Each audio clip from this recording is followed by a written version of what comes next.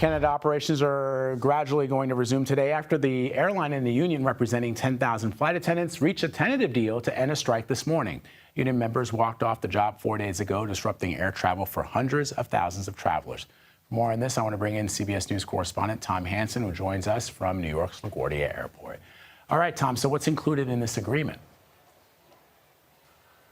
Hey there, Vlad. Good to be with you. Well, we're still learning exactly what the nuts and bolts of this agreement are, but I can tell you a statement issued by Canadian Union Public Employees, which was the union that was representing these flight attendants who walked off the job, brought this entire company to a screeching halt for a number of days.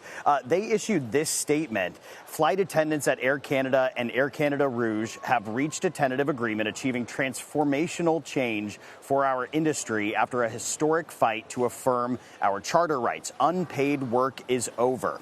So basically, there were two things that were really at the center of this dispute, this months-long dispute full of failed negotiations.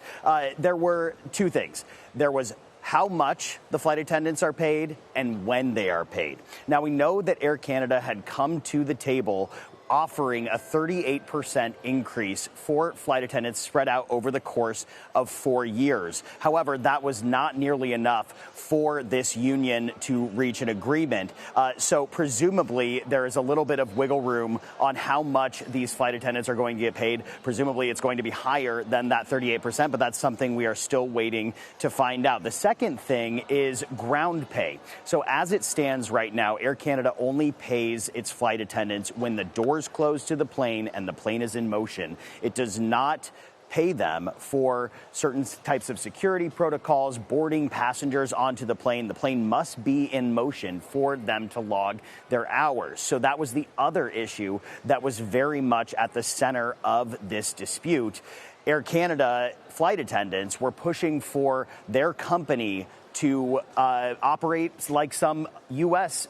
air carriers do, which is to pay their flight attendants during the ground pay, or excuse me, to pay their flight attendants while they are on the ground as well as in transit. So we're looking closely at those two issues to find out exactly where they met in the middle and how they reached this tentative agreement. Still waiting on that information to come in, Vlad.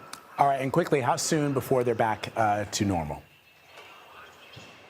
Yeah, well, that's really the million-dollar question here. A look at the board right now shows that many of the flights that are stretching into the afternoon are still canceled for today, but Air Canada has come out. They have said that they hope to resume their operations today. So presumably this afternoon, we're going to start to see a lot less red, a lot more green, and that'll be a huge sigh of relief for all of the passengers who have been waiting to board their flights for the past couple of days, Vlad. No doubt about it. Tom Hanson, thank you very much. Appreciate it.